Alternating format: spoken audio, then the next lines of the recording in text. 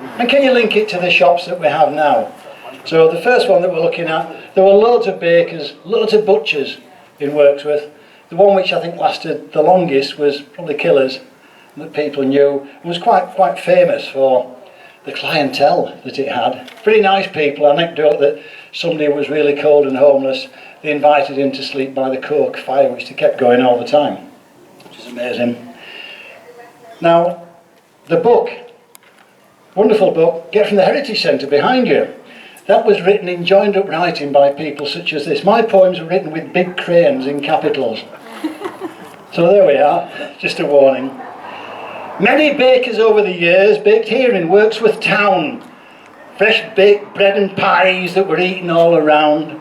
There were Bagleys, there were Balmers, there were lambs from Bull Hill, with Macbeth and Mathers quarrymen to get their fill. Palings, Hall and Hollows, all were bakers too, but Killers lasted longest. It was the one that most folk knew. Using 2 big bags of coke, they kept their ovens hot, baking, baking, baking, not knowing how to stop, especially after they'd had their hair cut on a beautiful day like this.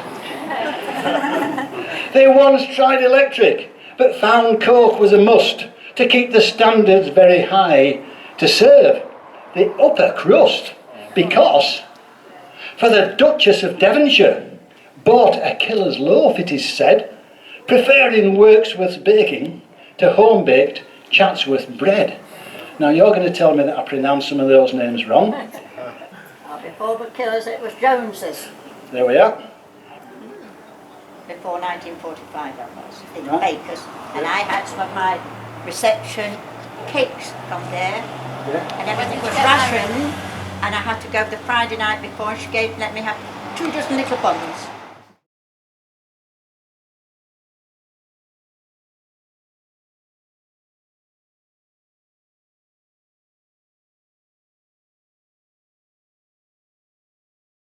Last year, she loved coming here, and it wasn't until I got these anecdotes that I understood that there was probably a bit of a supernatural thing that linked her liking of coming to the vets.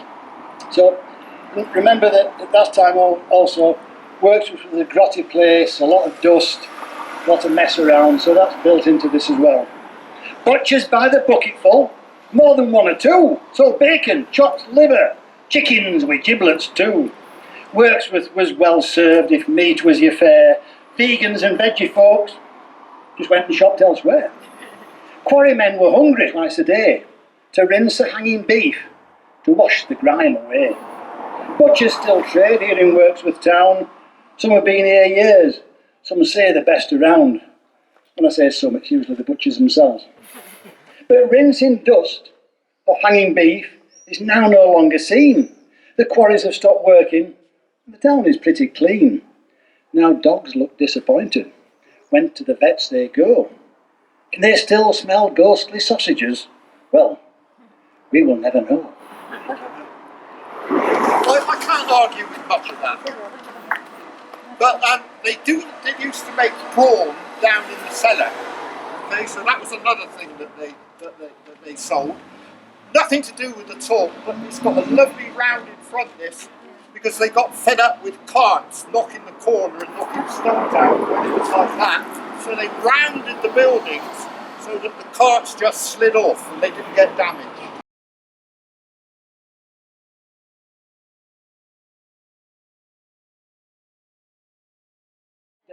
Between the 1980s and 1990, write a poem about an optician that used to be a cheese shop.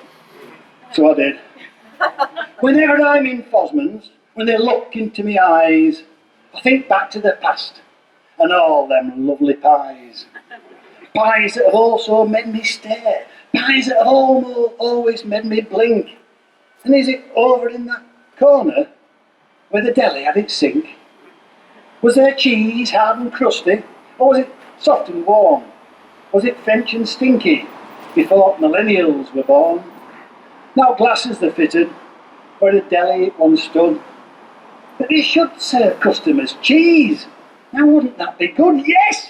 Cheddar with eye tests, and pies with lots of flavours. Now that'd stop folks trailing to Matlock and Specsavers.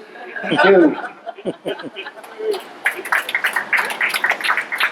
They usually sedate him when he goes in there, so he's quite harmless then.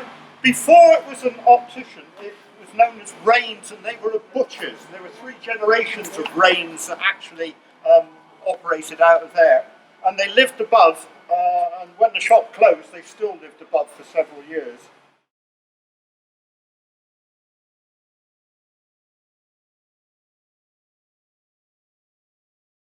So it's Copes and the workshop now.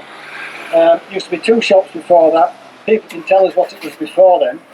So again, write a poem about fridges and link it to today. So here we are. White goods by the bucketful, gadgets here in store.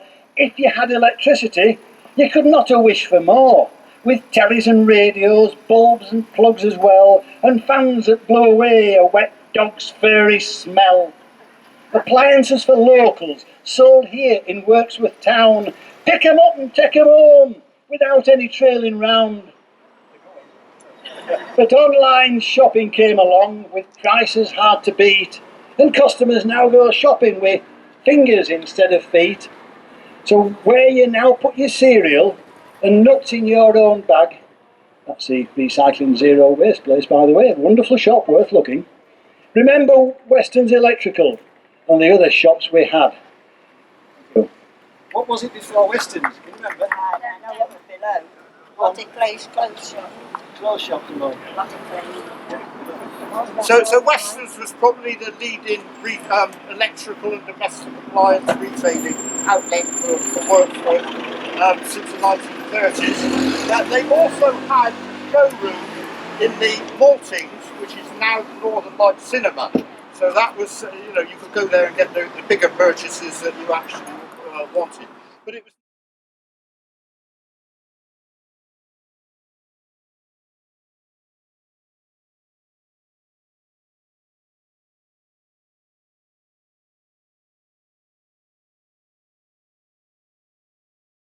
became pains later on, and they still are.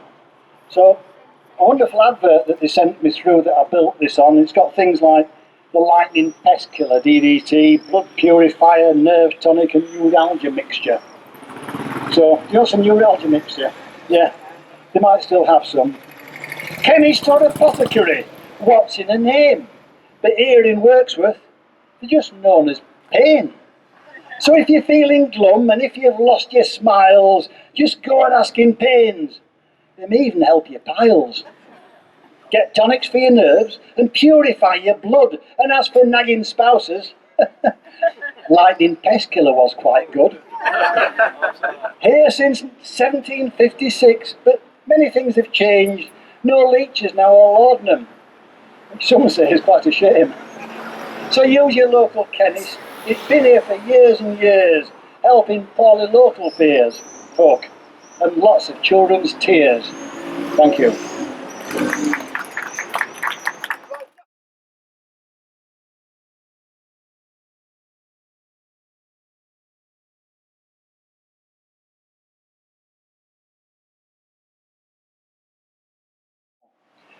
So, it was Johnston's Hardware between 1896 and 1935.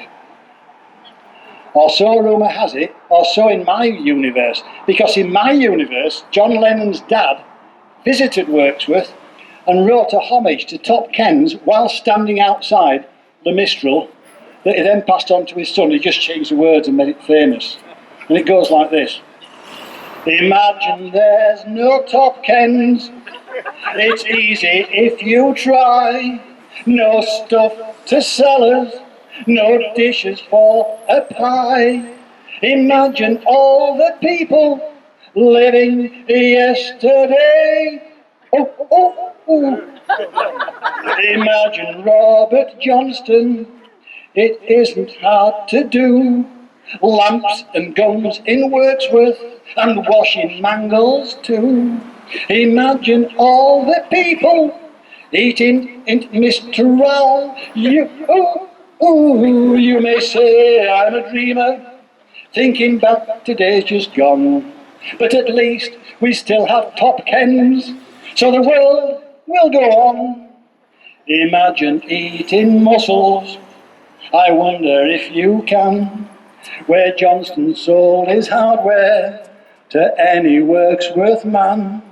Imagine all the people shopping in the past. You may say I'm a wazzock, but I'm not the only one. I hope someday you will join us and the town will bumble on.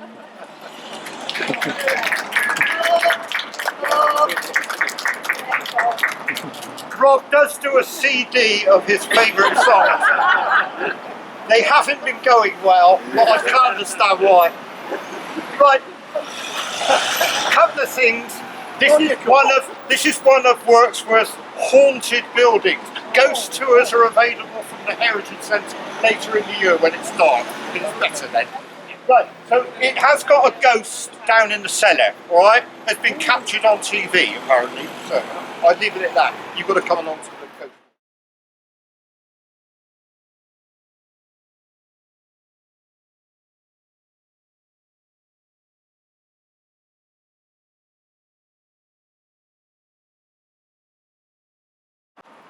Hilton's first, then Oliver's, kept Wirksworth's local shod as times changed from days gone past, boats instead of clogs.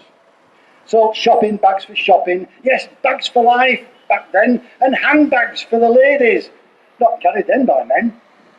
Plimsolls for the children, black wellies by the door, all feet measured by trained staff, so feet did not get sore. Black boots for policemen, Doc Martens for the rest, and cheap underwear was your wish, the sales were just the best. Now warming up in next door's butcher's, calling in to have a chat, along with girls from chemist. Well, who would have thought of that? Factory shop competition, age and changing styles may have closed Wirksworth shoe shop, but its memories still raise smiles. So when you're next in trade links, perfumed in eastern smiles, close your eyes and think about Wirksworth boots, they walk for miles. Thank you. And there's a picture of Kevin Keegan, who in my world bought his shoes there. Maybe. Along with John Lennons Dad.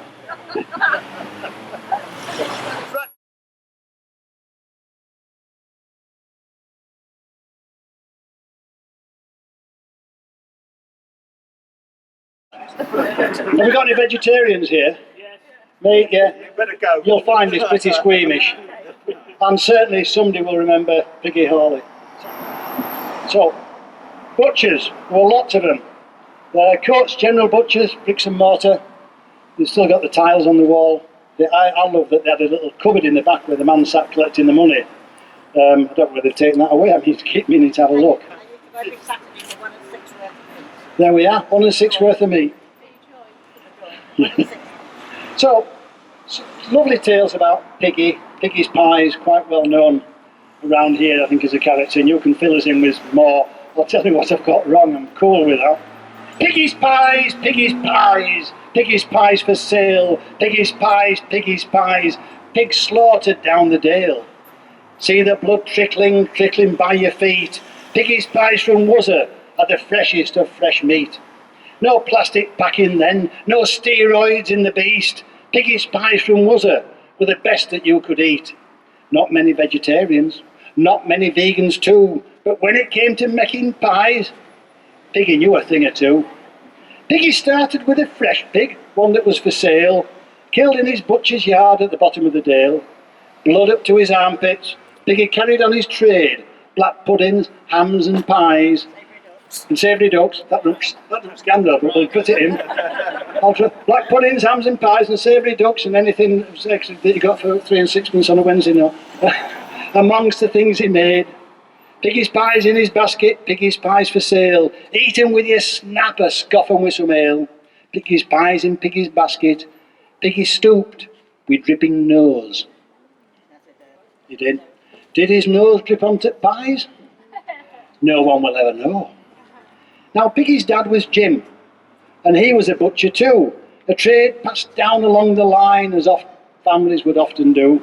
Now Jim died upstairs in his cottage, and he couldn't be brought down, so he was lowered out at window until he met the ground. So it says. Piggy's shop closed in the 60s, not quite sure of the year, missed by friends and piggy pie lovers who I guess all shed a tear. So remember Henry Hawley as you eat your pre-packed pie and think of Piggy's pies in baskets, Piggy's pies from years gone by. No more Piggy's butchers, no more piggy pies I fear, no Piggy's green shop front painted thick every year. Maybe supermarket pre-packed processed pies for your evening meal, no blood running on the cobbles, no more Piggy squeal.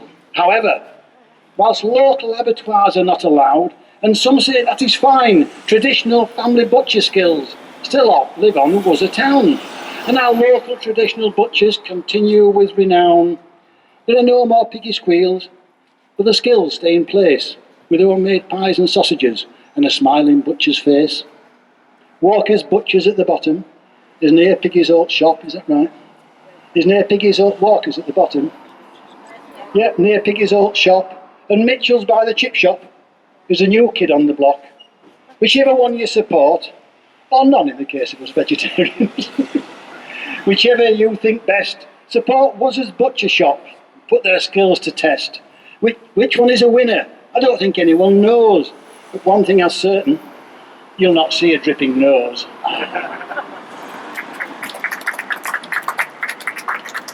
What can you add to that? I'm sorry for the squeamish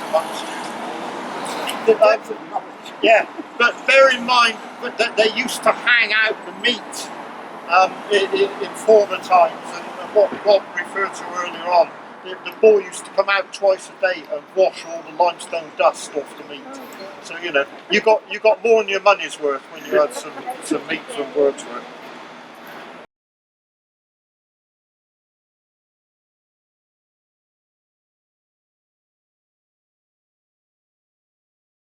It was the Drapers.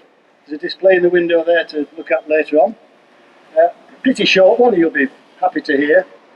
And now it's Ken, which is a wonderful everything that you need and many things that you didn't know you needed, but they have them in there.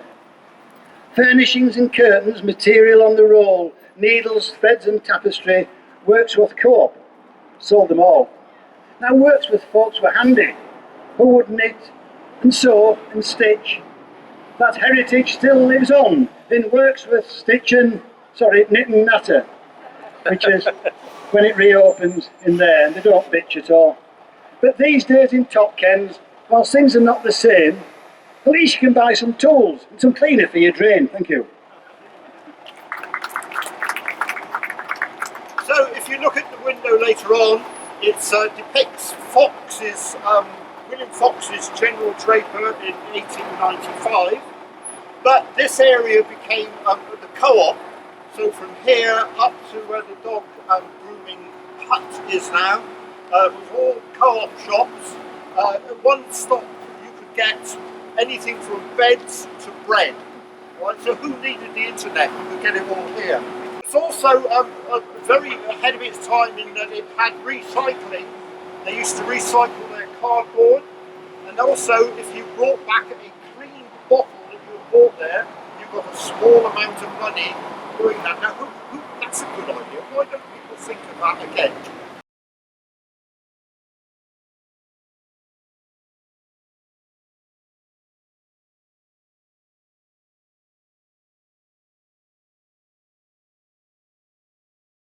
Yeah, used to be a record shop in the 1980s. Don't know what it was before then, but that when there was vinyls and records, Queen was very popular, Madonna, and those sorts of people. The other thing is the Feather Star came along, who are now reselling vinyl records. New singles every week, thumbed albums in the rack, tapes nudge them aside. Who dreamt vinyl would come back? Who would hit the top parade each week in the Blitz? Wirksworth's own record shop, the place to get your musical fix. Now we've got vinyl back on sale. There's a Feather Stars in town. Listen as you drink good ale till your head spins round and round. Anything to add on that, Mr. Historian? Well, it didn't last long, Blitz Records. They hit a perfect storm in that musical taste came either on a tape, on a CD or on vinyl. So if they had to stock the same piece of music on all three formats, it was quite expensive. So it only lasted about a year and a half. Some of the t-shirts that they have were of the Sex Pistols. So it became very popular for Anthony Gel pupils to come up and just look at the t-shirts if nothing else.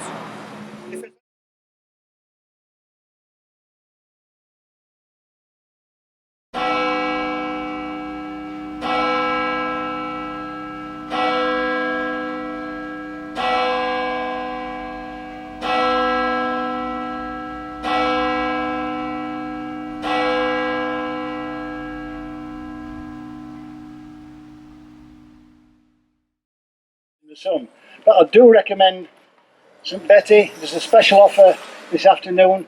Buy one coffee, you get another one at exactly the same price. It's well worth going in. And a good display of ties for the... Now then, going back in history here, this goes back to a mate of Bede's, who, about a lad called St Betty. And when I googled St Betty, even though it wasn't included in the shops, I just had to include it, so I did. In the hope of getting a free coffee, which I still hadn't had from Lee. So I might not do this one. Yeah, we will anyhow. Now, he arrived in Wirksworth in 635 AD. Apart from Evan, who was here this morning saying no he didn't. And he's also buried in the churchyard. And Evan said no he didn't. But remember, in my universe, John Lennons Dad were here, so yes he did. And I've got the mic, so tough. Now St Betty was a canny lad from that Northumberland, but he came upon Wirksworth and thought, why aye, this is grand. So he set up shop and settled all those years ago, but folk stayed pretty scruffy for centuries, don't you know. Now St Betty's laid in Wirksworth, turning in his grave at best, at the thought of scruffy was a folk, waiting to be dressed. Now centuries pass by, folk scruffy, but just all right. You can see them in old pictures, they're all dressed in black and white. Now, finally, Bradley's came along, as history can confer, where inside legs were measured to the sound of, oh, suit you, sir. Now chaps look fair like gentlemen, St Betty rested now in peace. For Wirksworth chaps were smart, not like them from that northeast. But all things come to an end. Bradley's coat closing was really pants. You see what I've linked it together there? The intellect is amazing. But at least, when it was a post office, you could always buy some stamps. Now St Betty's re-emerged as Wirksworth founding monk, his place in history immortalised in this poetic junk. He now has his own cafe. St Betty can rest at last, where shirts and pants and stamps are now a things from the past. Now what would he think, that venerable mate of Bede? I think he'd stop his missionary work and have a right good feed. That's true, that, all of that, isn't it? I cannot quibble with that. It's a complete fact. He was sober when he wrote this one.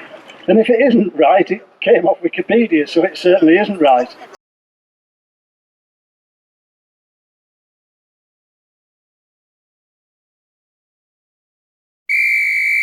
Long time. Now in the Second World War, the thing that fascinates me that there was an offence called conditional selling, which meant that you couldn't just go and buy strawberries, you had to buy something else with it as well.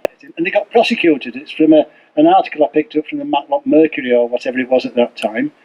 But the other fascinating thing, they were sent up and prosecuted by the local food office that was in Wirksworth in the Second World War, and the local court pretty quickly in Wirksworth as well, and it caused a great upset amongst the Palin family. It's 1942, Hitler's powers grow.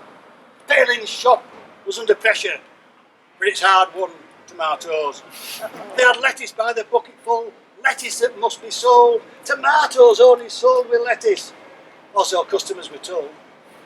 Tomatoes were in shop, but couldn't be sold alone, only bought with lettuce if you wished to take them home. Shoppers moaned and grumbled, Palin stood the ground, threatening to ban folk if they made another sound. Strawberries were there for sale, in Palin's was a shop, but it would not be sold alone, and you didn't get a lot. Watercress did the job to get your buying done and take the strawberries over, treat for your mum. Now complaints went to the food office at this breaking of the rules. Hitler shaking in his boots at England, rule mad fools. But rules were still rules to defeat the Nazi swine, so the Food Control Committee held the conditional shopping line. Palins denied the charge. They'd been here 200 years. They brought in lots of witnesses, but it ended up in tears. Dorothy was found guilty, and Samuel, her dad, fined for conditional selling. No doubt they felt quite mad. Did they break the rules? Fine, make them stop. The only thing we know for sure, Hitler didn't give a jot. Now we get our fruit and veg flown in by aeroplane, strawberries in winter all wrapped in cellophane, tomatoes from Morocco, lettuce by ton in store. The Ministry of Food and Food Office, they are no more. We have a sell-by date and we throw a lot in bin. Did not do that in 42, it would have been a sin. No need to worry now, with veggies by the score, and cans of dips and piles of veg, all stacked up by the door. Tomatoes by the dozen, strawberries 1 or 2, and if you don't want lettuce, well that's just up to you. Then Wirksworths 2 markets, and local veg on sale, selling out me out of lettuce, be it bananas, beans or kale. Just think how lucky we are now of what we throw away, buying tomatoes without lettuce. What would a food committee say? Should we reinvent food control? Is that what it takes? To stop our waste and sell more lettuce, forget the sell-by date? But new food shopping works with in a handy local shop, upset cans and dips, to say no to go on. So let's just count our blessings of the choice we have today. Just make sure you eat it all. Don't throw it away. Thank you.